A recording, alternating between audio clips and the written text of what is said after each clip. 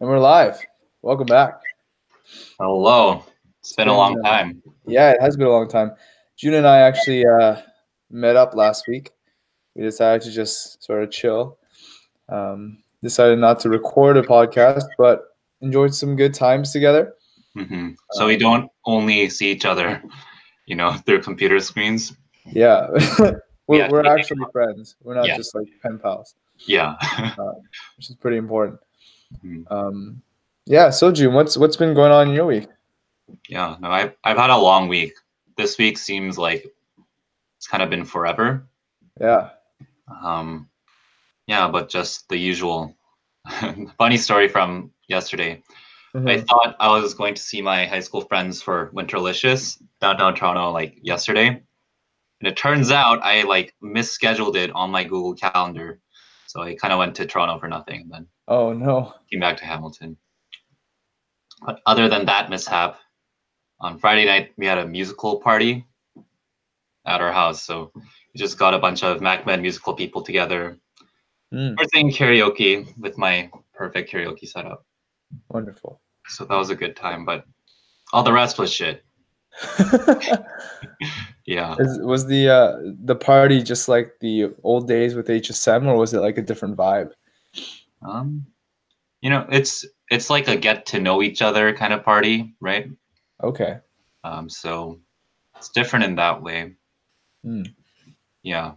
So definitely different, but we'll see how it turns out by the end of the musical process. Right. You guys are still early in the process, I'm assuming? Yeah, this is our like second or third rehearsal that we're into. Oh, okay. So Yeah. you guys basically started this year. Yeah. Yep. In 2019. Right. Well, we us like our tacky cardio show, Yeah. we haven't started yet. We're starting tomorrow. Okay. So there you go. Not too Yeah. far behind. And U of T Med's Daffodil musical is in February. Yeah, like the whole thing. Okay. Well, will you be going to that? Potentially. Depends on the day. Okay. Okay. Well, Um, I think the university musicals should like help each other out and support. that would be cool, actually. Yeah. That would be cool, especially because we have so many links. Yeah. Yeah. So it would be really cool to. So Paul and I were in the health sciences musical together for like 4 years. So we have a lot of connections from then, who are now who are at different med schools now, kind of running the show, Mm. as health science musical alumni. It's really cool to see. Mm-hmm. So yeah, we should re-spark those connections. Well, I think Western University is often neglected. I personally didn't even know they had a musical until I got here. Yeah. Um, so there's that. Yeah. I But don't now think you're gonna anyone. make it beautiful. Well, yeah, it's gonna be beautiful. I guess it's gonna be on my part to market a little better because you're gonna need a big incentive to come down to London to watch this show. Yeah, you gotta sell it. I really got to sell it. Yeah, I'm going to feedback day for our undergrad musical, Health Science musical. Yeah, So, but keep it a secret. oh no, wait, oh yeah, this is public. Oh no, Yeah, okay. Well, I no, hope you're that not no one. invited actually. Yeah, Paul is not just coming. yeah. Sorry, I never promised I'd go. Yeah. Anyway, Yeah. moving on. I'm a busy man. I have a lot on my plate. Yeah. Um, yeah. In terms of my week, Uh-huh. yeah, you were gonna ask, but I've had a long week too, man. A lot of things going on. You know, we talked about the dream that I had. So I had this very really like vivid dream, like on Mhm. Saturday, like on the night when we hung out. Yeah. Um, it was wild. I don't know, something about being back in Hamilton. I think just kind of triggered it. Yeah. It's like a flashback or something. But after having that dream, like this whole week, like time has like slowed down. Hmm. Like I'm experiencing things a lot more. Um, like I'm experiencing each moment like longer, which Right. is it's strange. It's like I took a drug or something. Yeah. But I think something about that experience that night changed me a lot. Mm-hmm. So to just go over some of the things that I experienced.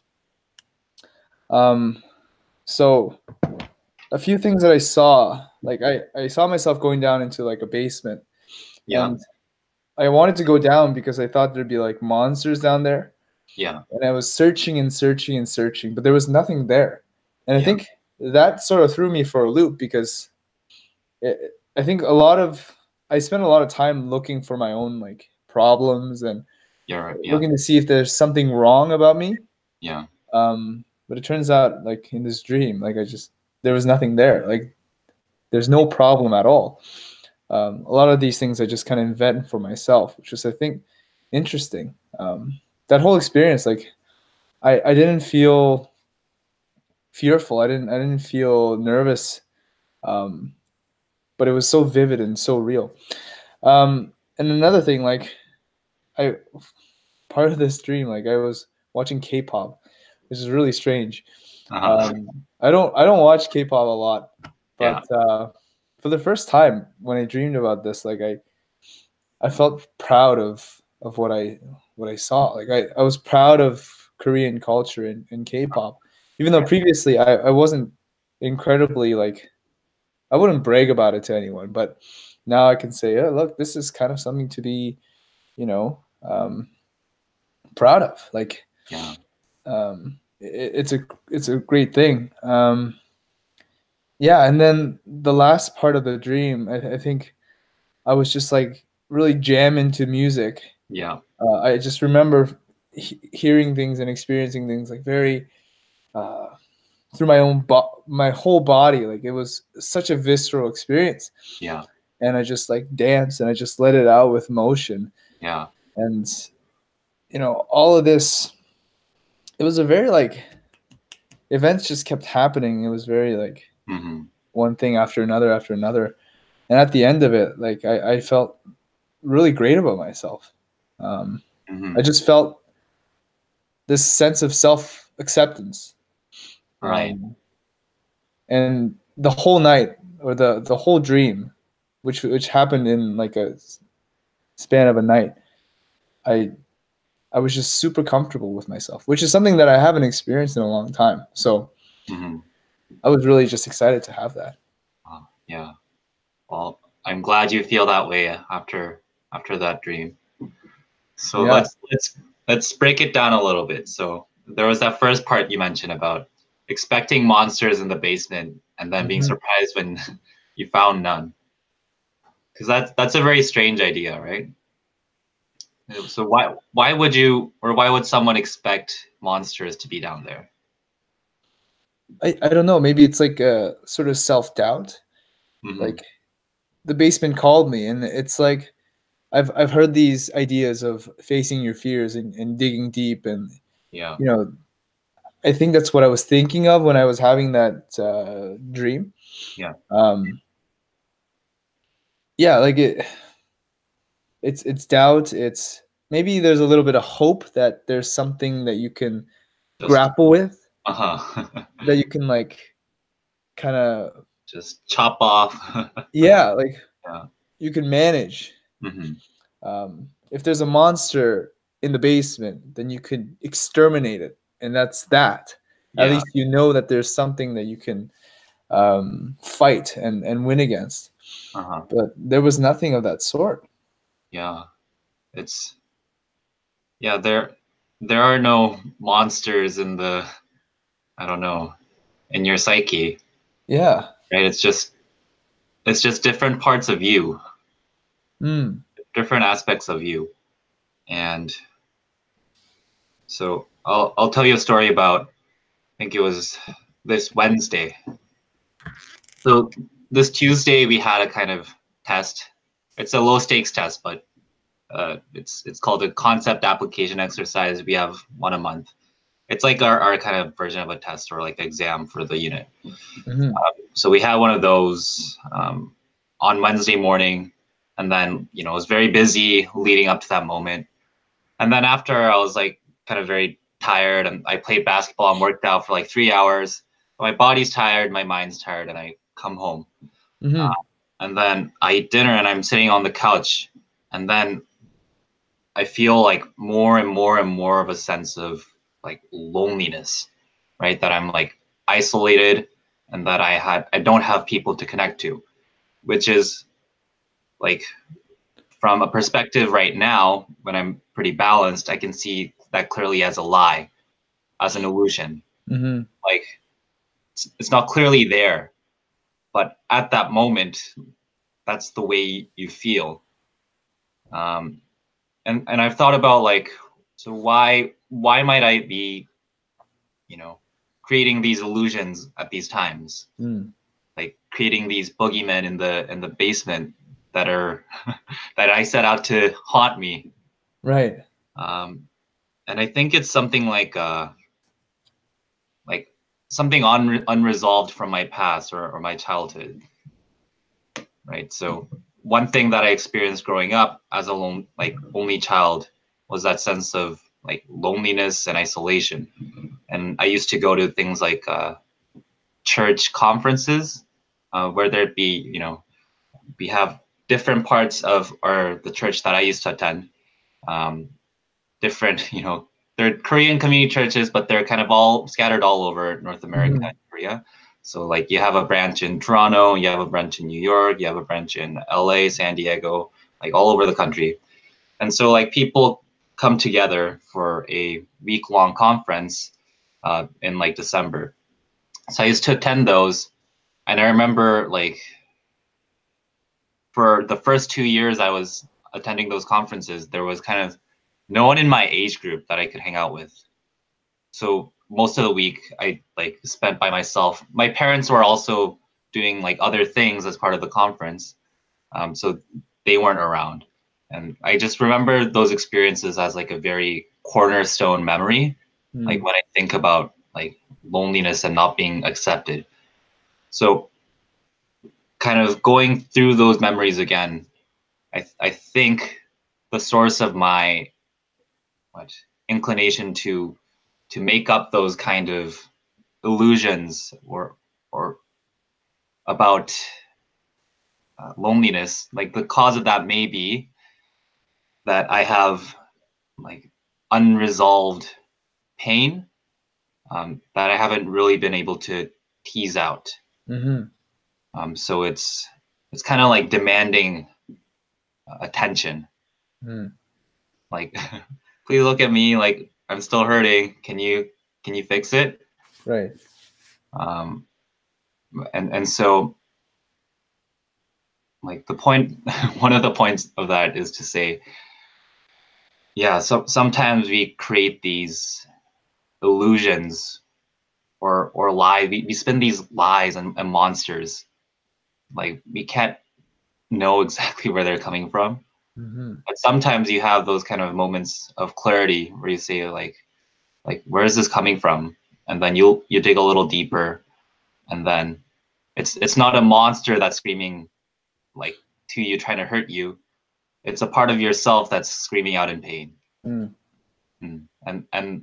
And once you can find that part of yourself, maybe you can start to reconcile Mm. and make things better for you know that kid part that's still in you and you. I think what really supports that too is that when you're in a dream, right? Like you're in a you're in a state of like radical self-acceptance.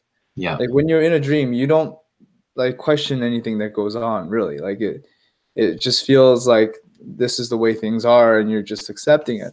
yeah. So for me to have found no monsters in the basement when I'm in a perfect state of self-acceptance sort of suggests that, like you said, like a lot of these things I just sort of invent, and these are illusions that I make for myself when I'm like conscious.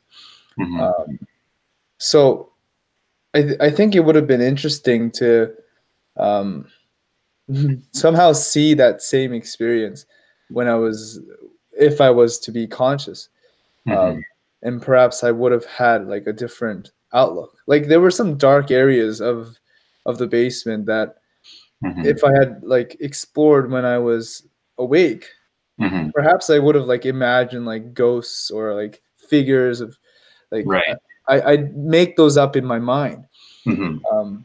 But of course, in that dream state, I just didn't think of those things because it just didn't seem. It just doesn't seem right. I don't know. It would have. I would have known that I was making it up. Yeah. It's like if you're in a dream and you see, yeah, ghosts and other weird vampires, other figures of the imagination, just like all Hmm. walking around, that would be completely normal Yeah, exactly. because you're in a dream. So that's something really to appreciate about the dream state, right? Mm. And I hear this a lot from like while browsing the lucid dreaming subreddit that yeah, I think when you're dreaming, you kind of take for granted or accept whatever's in front of you, whatever you're experiencing to be the truth. Hmm. Um, so there's something useful about that. There's something useful about self-acceptance. Hmm. It's a weird idea. How do you accept yourself? What does that mean? Hmm. Like Well, I could throw that question to you, June. Like, what do you think? How do you conceptualize self acceptance?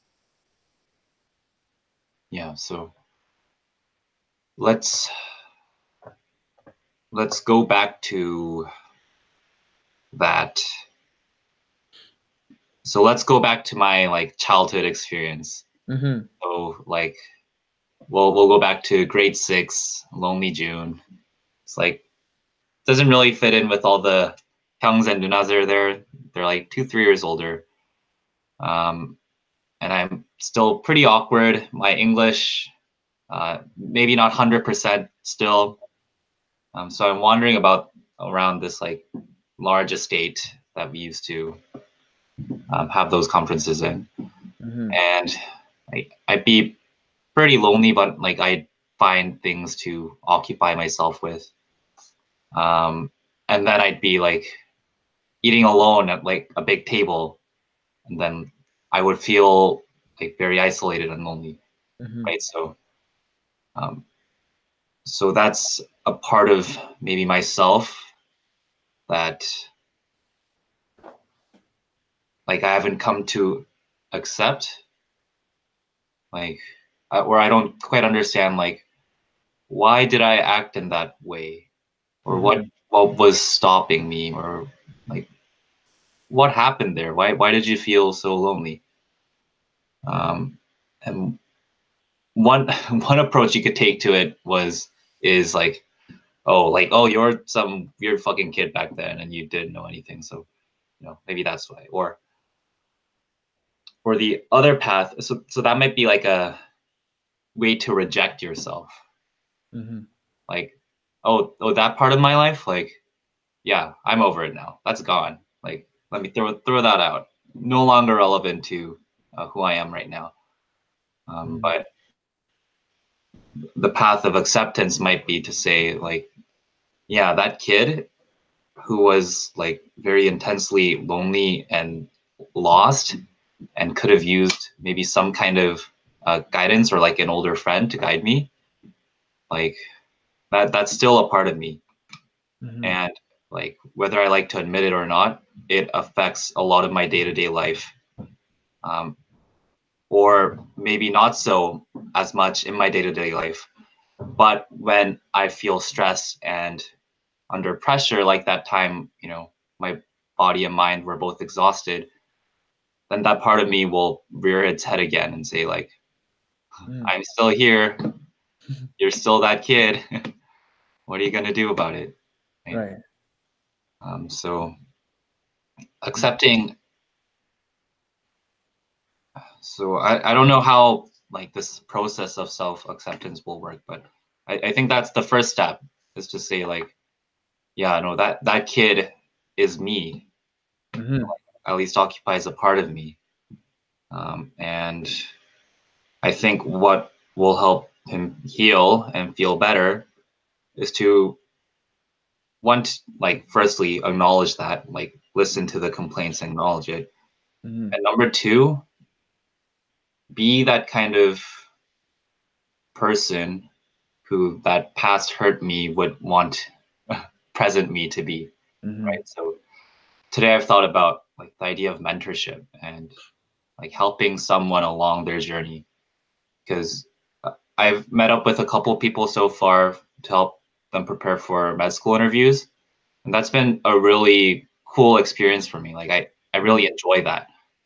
And I thought the reason I enjoyed that was because, I was just always learning in med school, and that's one area or place where I get to feel more confident and authoritative. There's that too, but Mm-hmm. I think like, yeah, helping people find their way a little, like that's the kind of me that that lonely kid June wants to see more of. Mm-hmm. Um, and I think there's that both internal and external process that I think needs to happen for self acceptance. Mm-hmm. So you acknowledge it, and then how do you act? So yeah, those are my thoughts on self acceptance. Mm-hmm. There's a few comments that I have. So I think it's a noble pursuit always to like take your own weaknesses and then try to build yourself to be the kind of person that can help others also face their similar weakness. Mm-hmm. I think that's a lot of where that's a big player in like the helping profession, and how people actually get involved with the helping profession is in that way. So kudos. One thing I noticed is uh, it's this idea of localizing the blame. Mm-hmm. So your initial reaction was to think I'm the weird kid, like I'm the one that's kind of standing out, Yeah. instead of thinking, well, these people are like lame, like Yeah. people around me are boring. You know what I mean? Yeah. Um, and I noticed this actually just this weekend when I went skiing. So like a bunch of med students went to Blue Mountain for a ski trip, Yeah. and of course we have to have parties because Why not? we're young. Yeah. Yeah. So I go to this party on Friday, Yeah. and like it's like 50 people shoved into this small chalet, and like Yeah. there's no space to breathe, Yeah. and like there's no music, there's no good music playing, Mm-hmm. and I'm there and I'm just like not having a good time. And I remember like the maybe like 18 or 17-year-old me also at a similar party thinking, my god, I'm such a loser, Yeah. I don't fit in here, like I can't talk to anyone, I can't fit in. Yeah. I remember that, and I stood there in the chalet thinking, oh my god, like this is boring. Yeah. Like I'm not having a good time. The people that are here with me, like I don't really connect with a lot of them, Yeah. and like I'm not having any fun. Yeah. And so I think there was like a shift of blame Yeah. these past few years from thinking, hey, I'm the problem, to hey, maybe the environment is the problem. It's not that the people around me are the problem. Yeah. It's just objectively speaking, like I just don't mix with that environment, right? Yeah. I'm not making any like judgments. I'm just saying I don't enjoy this. So I just went home, and the next day there was another party, and I just stayed in and watched the movie, which was super great. I feel so recharged after. Which movie? I watched actually When Harry Met Sally or something. Oh, I haven't seen it, but Okay, well my dad recommended I watch it for some reason. okay. That's another conversation. Okay. um, Yeah. No, yeah, there's an idea in there that I really like, right? Because from that movie. no, from Oh, I haven't watched the movie, so I wouldn't know. oh, okay. Yeah. Yeah, but it's that idea of flipping Mm, or seeing it from the other perspective. right. Because you're right, there's always a way to blame yourself. Like, so if something's not going right in a situation, like what's happening? Like Hmm. the source of error could be something that you're doing, and maybe that you should feel bad about, right? Hmm. Like maybe the blame actually was like, oh, like I was not being social enough, or not as willing to engage. Maybe I was low energy. Like maybe that's the problem. Like that's the reason I wasn't having a good time. Mm-hmm. Like fair hypothesis. Or you could look to your environment and say like maybe like the people around me aren't like don't harmonize, synergize with me very well in social environments. Like maybe it's like the music, I don't know, or like that sounds unfamiliar to me. Like right, there's all these internal and external reasons, but we have a tendency to oversimplify because that's how we make decisions, right? It's you gotta you can't have just like a vague answer. It's like No. to like what's going on here? What's wrong? It's kind of easier in a way to be like, oh, I'm just a super awkward kid. I'm gonna get out of here, right? Right.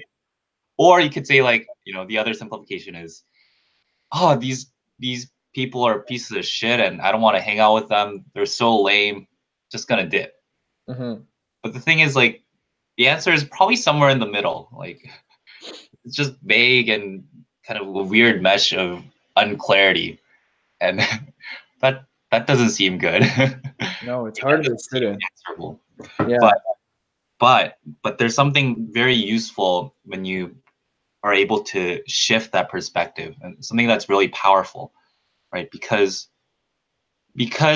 I think we have a tendency to kind of zero in on certain like solutions to the problem, or certain answers about the problem. Like Mm-hmm. you are experiencing some kind of unpleasant emotional state. Why is it? The tendency is to say, like, if you have like low self-esteem, to say like, oh my God, I'm a piece of shit. Like, right? Yeah, you have that tendency to polarize Mm-hmm. your opinion right away. But if you can flip the script and see the other pole, to say like, well, no, the reason why I'm not enjoying myself at this party is because of the environment. It's not suited for me. Like, I'm not the problem. Like, then you're able to see like a really valuable piece of the puzzle that you weren't seeing before, because you were just so invested in the kind of other pole. Mm-hmm. So I think that's like recently that's been a really useful skill for me, that I've been trying to develop. I've been also starting to watch Suits, which is Okay.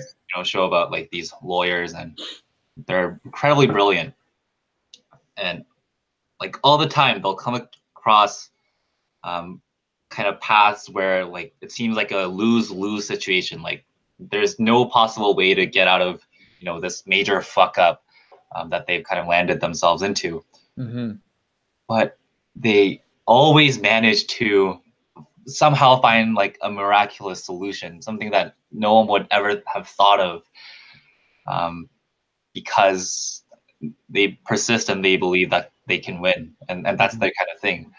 But I think that's the kind of mentality of flipping the script.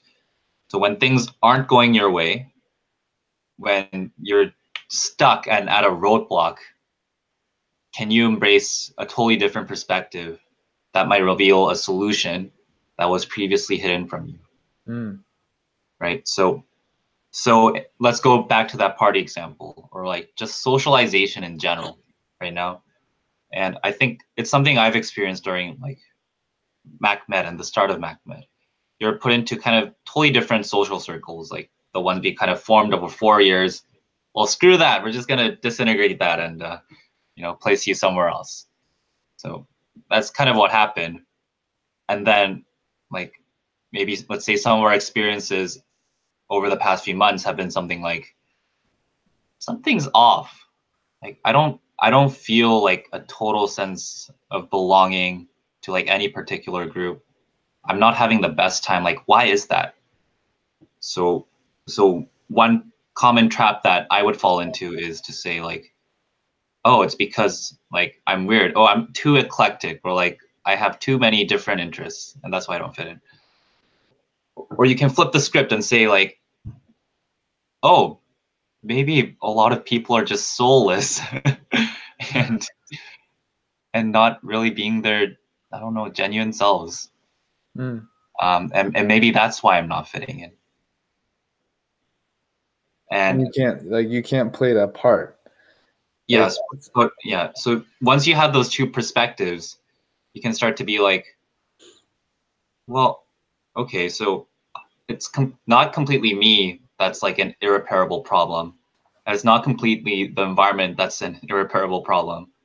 So there are things that I can do to attract the kind of things that I want into my life. Does that make sense? mm-hmm. It's that perspective shifting allows me to realize that they're like that. Yes, I have created my own boogeymen and illusions, but when you can see from another perspective, it really brings clarity. Right. Yeah, And like, I'd agree with you because when I talked to you about this dream, right, on, I guess it would be Sunday morning, yeah, like, I'm not really one to believe in dreams. yeah. I don't think of them like as very useful things. Hmm. Um, but for some reason, like this time, I decided to like kind of openly accept it, and in doing so, it really broadened my experiences and allowed me to consider maybe like different perspectives, as you were saying, as to what can help me to understand myself a little better. Right. I used to think like dreams, whatever, it just happens. It's just Yeah, something that it's a byproduct of whatever happens when you're asleep. yeah. Um, but they can hold some important information, like important truths. Hmm. Um, so that helped me a lot, I think. So I 100% agree with you. I think this openness is very useful, and I wonder if people recognize that Yeah, as well. Like, I wonder how many people at that party, for example, had similar feelings to me, yeah, um, and like were polarized, um, but decided to act differently, right? yeah. Because I didn't see anyone else leave early. I wonder Right. if some people just stuck around and decided to just stay. Yeah, And in fact, like as I was leaving, I even felt guilty. Like right. I did beat myself a bit up a bit as I was leaving. I'm like, God, like what is it? Why can't I just like get through this? Like, Yeah, why can't I just talk to people and like have a good time? yeah, Um, but by the time I got to the chalet, like back to where I was staying, like I completely forgot it. Like I just moved on, right? So that for me was actually a big milestone, I think. hmm, Um, yeah. So I'm trying to see where I want to land in the middle. I think a good way to move forward with this is, of course, like accept who I am and be more accommodating to my own likes and dislikes instead of trying to like force myself to be one way or another. Um, and to surround myself with people that also vibe in a similar way. A lot of the people that I'm close with here actually didn't go to the ski trip. hmm. Um, there was a bunch of other people who are they're not cliquey, but they have their own group, right? So it was tougher for me to fit in as well. So you can see all these like reasons kind of bubbling up, Yeah, and just thinking that I'm like awkward or like socially inept yeah, is it does a lot more harm than good. yeah, So yeah. So I wanted to add a little more about that, like uh-huh. polarizing idea, Right. or how to become more of yourself. So is this your approach to like difficult situations? Like give me some context as to what you're talking about. Okay, so you're talking a little bit more about self-acceptance and Mm-hmm. like becoming more of yourself and expressing that outwards more and being with the people who accept that you, right? Mm-hmm.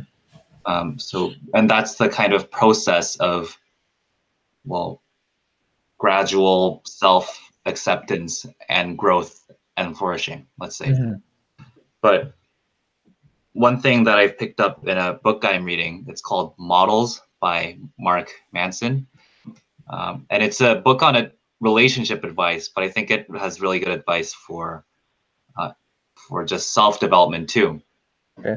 And so the idea is this: you as a person have likes and dislikes, right?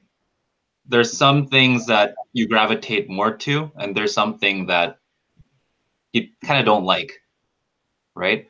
And imagine that you becoming more of a fully individuated person is kind of walking along the path and then seeing some, decision pathways and saying yes to one thing and no to another, right? So each decision and each step that you take, that kind of informs who you are, right? And that's going to be determined by the things you like and don't like, right? Like that you're gravitated to. So when it comes to, for example, your taste in music, you might say like, I really don't like this classical music. I don't get it. I'm going to gravitate towards rock because that's what like really vibes with me for some reason. And right. So you make a decision, and in making that decision, you make yourself a little different from other people, right? So in becoming more of yourself, you also risk being more polarizing, more appearing more weird or appearing more different to Like different specialized, people, right?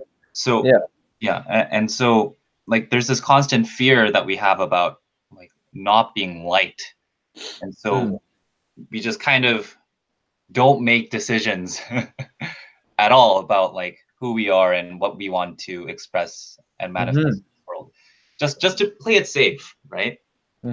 Just to be one of the sheep in the herd, but to be yourself and to be liked by the people who you really want to be liked by, that means you also have to be willing to be disliked. And that's been like such a cool, like, I don't know, I've never seen it in words like that, especially when I was reading. So like in order to be attractive, you have to be polarized, or you have to be polarizing. As you grow into more of a person, just wherever you end up, it's going to really attract some people, and it's really going to repel some other people. But that's okay, because when you're in that state of being most you, like that's where you'll find most meaning and connection and just like a good time. So like one thing that I want to do is, after this self-acceptance, being okay, I accept myself and I'm going to express it in the world. And if people like that, great. If they don't, well then fuck you. Maybe I'll we'll retell another time. Right. So that's a kind of unapologetic acceptance. It's flipping the script. It's we always thought that acceptance was conditional. It was conditional to pleasing others, right? That I think that's something that's brought on by like most forms of parenting, and maybe more so in Asian styles of parenting. You always think that fitting in is very important, right? Yeah, you think that acceptance and fitting in and following rules and pleasing your authorities, like that's the way to acceptance. Right. And that's a very important skill, because sometimes your authorities and people, they know a lot better than you. You got to follow the guidance. But you also got to see the flip side. If one side was just only conditional acceptance, the flip side is like unconditional acceptance, right? Of yourself and who you are. Like, what am I going to do? That's who I was born as. I'm going to express that and see where that takes me. Yeah. Now, is that like, so self-acceptance has been like a huge thing at least in Western media, and probably in Eastern media as well, right? And I wonder if like this is the thought of the time. Like if like this generation or these few years that we're living in, Mm-hmm. like this is deemed, let's say, attractive or charismatic, or Right. it's like it's the socially right thing to do, which is ironic because it's you kind of have to sometimes go against society. Mm-hmm. And I wonder if like in different times it would have been different. Like would it have been rejected, let's say in 1700s, I don't know, when it was very important to be like, I guess, not a significant person, otherwise you'd get your head chopped off. Mm-hmm. You know what I mean? Yeah, yeah. So like there's always that struggle between you keeping your head down, like for the sake of the community, Mm-hmm. group that you belong to, or like pursuing what excites you and becoming a brilliant person. And Mm-hmm. those two things don't have to be mutually exclusive. It seems that way because it seems like they're on opposite sides of the pole of the coin. Mm-hmm. But there's like a reconciliation that can happen there, that conflict between the group and the individual. Mm-hmm. And here's the kind of theory that reconciles that. The most long-lasting and meaningful community will form when each individual follows their own path to like the greatest of their degree. When each individual like and when each individual becomes more of themselves and start to express more of who they are, Mm-hmm. and if every individual in that community does that, then what you'll end up with is a far more harmonious and well-functioning community. So is there like evidence behind this? Because I know like this is sort of a branch off of complexity theory, right? Yeah, yeah. So this is the kind of analogous evidence in complexity science, right? Mm-hmm. Is that when you look at complex adaptive systems, so really marvelous things like, take a cell, right? Mm-hmm. Or a multicellular organism, like you have all these parts that are arrayed into this beautiful whole. Like a cell is like, it probably has the complexity of like modern day cities or Mm-hmm. like, those kind of communities, but it all just works and functions on its own. And and like when you see something like that, you imagine or you assume that, oh, the reason that's able to happen is because there's like a very strong central control that's like controlling all the parts, and they're just all submitting to those like orders from the higher authority, and maybe that's how it works so well. But the lesson from complexity science is that no, like when you see like a working system like a cell, you actually see that each of its individual components are just following its own rules and Mm-hmm. local interactions. And as a result of just following your own rules and interactions, the whole that emerges out of those interactions is like something miraculous and beautiful, Mm-hmm. something that you could not have predicted at all. So you see that for like ant colonies.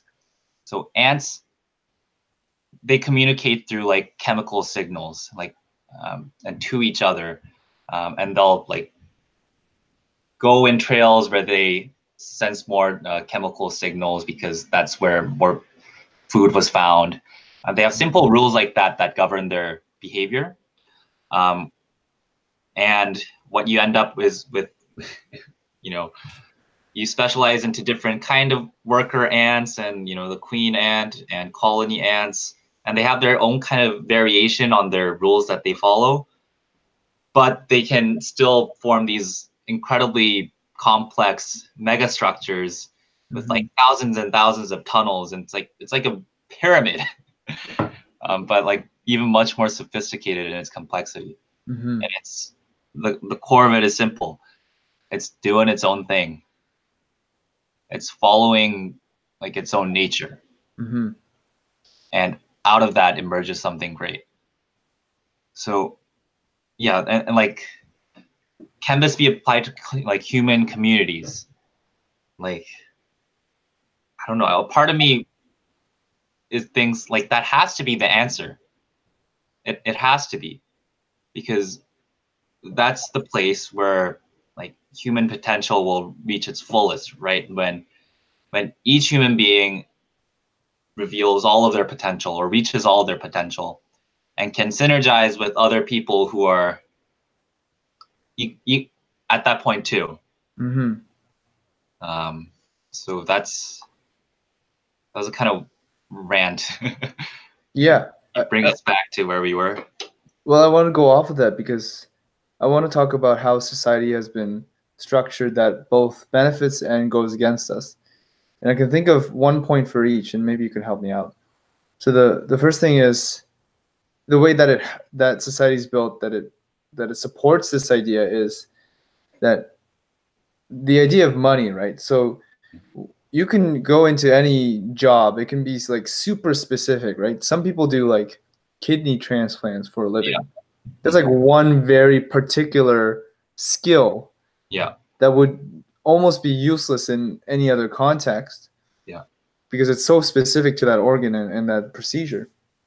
But you can make money off that and then get all the things you need, right? Like you can get food, you can get resources, you can get entertainment, et cetera, et cetera. So in that way, like I think society is built to sort of support this specialization and this sort of polarization, becoming this very specific thing and becoming very, very good at it. But something that goes against us, I think, is I'm gonna put on my tinfoil hat and criticize social media and like consumerism again because those things really make us undifferentiated. Yeah. And my reasoning is, look, if you want to have any sort of social media presence, there's so many things you have to take care of. Like your image has so many different facets. Yeah. And like it's amazing how many people have become like so good at taking pictures or like at the very least taking thousands of pictures and selecting one that looks good to other people or Yeah. putting on this front that they're doing well. Like those sort of skills, Yeah. number one, they're very difficult to master because there's so many variables. Like you have to worry about how each of these individual people think about you. Right. Right.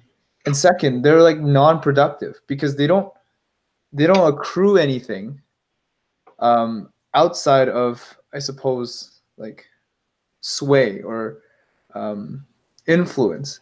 Yeah. But then you have to do something with that influence, which means you need to develop some other skill. Like you have to be able to like sell something, or you need to have something to back that influence up. You can't just make money out of influence. There's a minority of people who do that, but because everyone is partaking in that, it's almost impossible to specialize in it, right?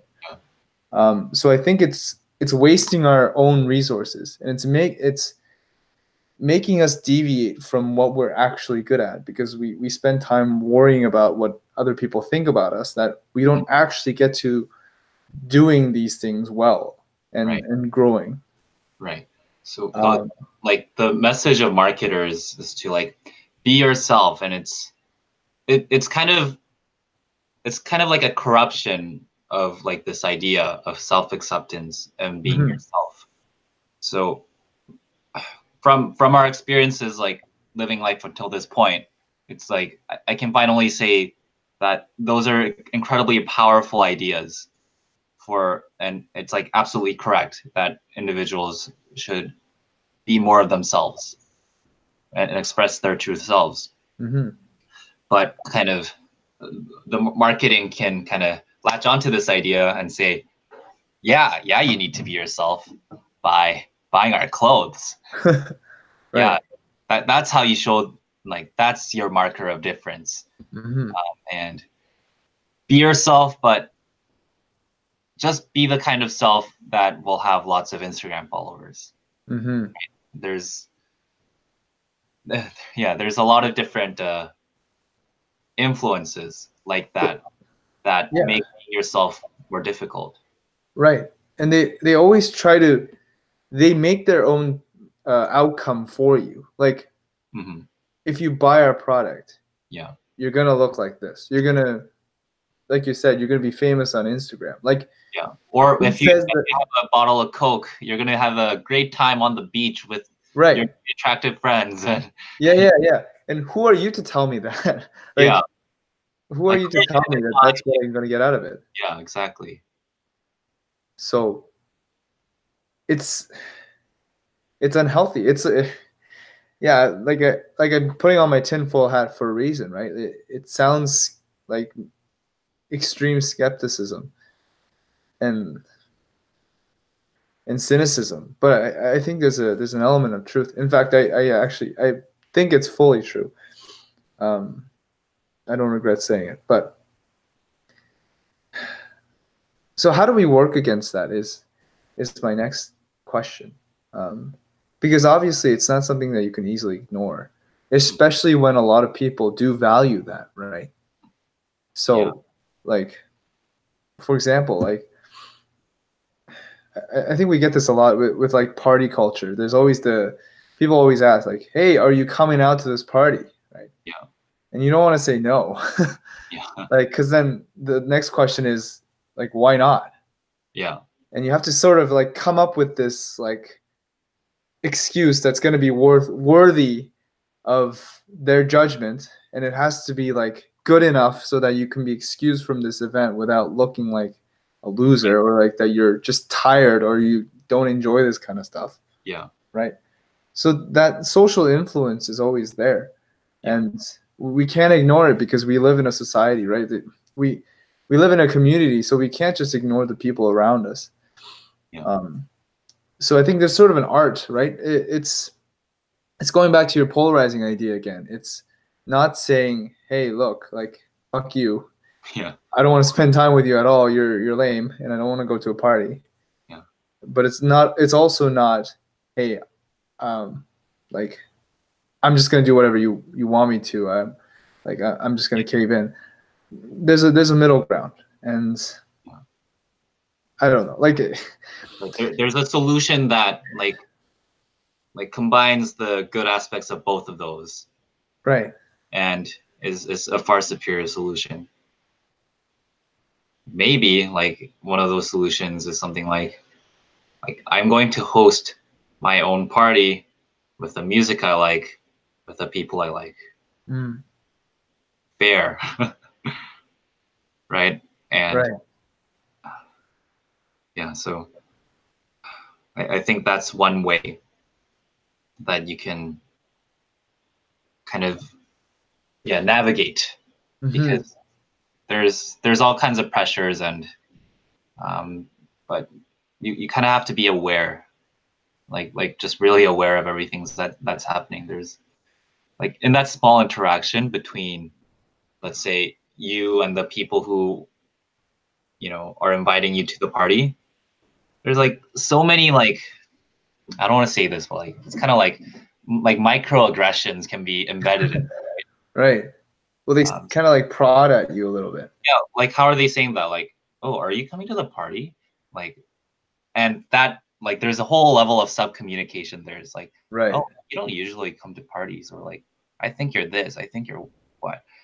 And Uh-huh. maybe you're just reading too much, or maybe it's like something that can be read from their faces, because a lot is given off in an expression. Mm-hmm.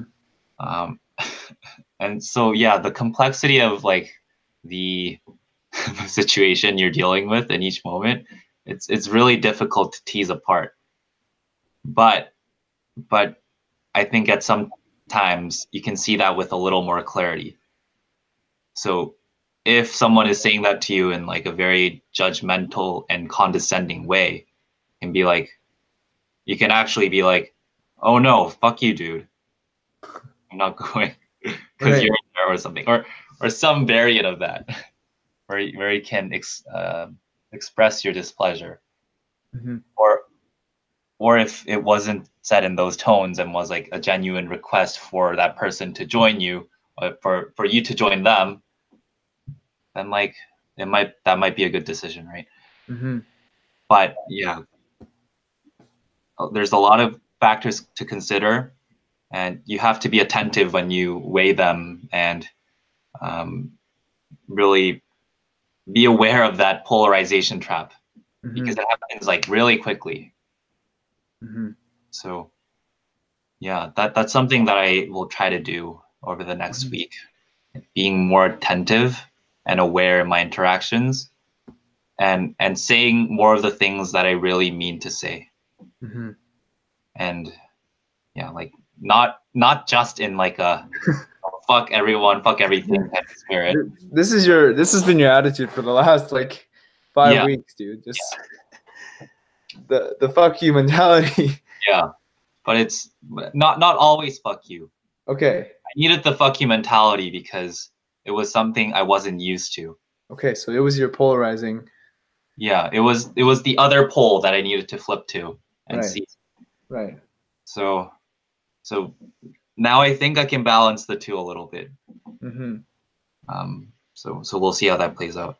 Mm-hmm. And I think for me it's very similar, and it's also just reminding myself that like what I'm thinking isn't necessarily like a bad thing. Right? It's like accepting my response is not a fault of my own necessarily. Mm-hmm. Yeah. Okay. Maybe we Great. can close it off there. Yeah, I think that's a great place to leave it off. Yeah. Yeah. Thanks for listening. Thanks for having this conversation. Thanks for putting up with my my dream talk on Sunday or Saturday. Yeah, it's really fascinating to hear. You enjoy this a lot more than a lot of people I know, so yeah, I'm thankful for that. So okay. Anyway, see you next week. See you next week.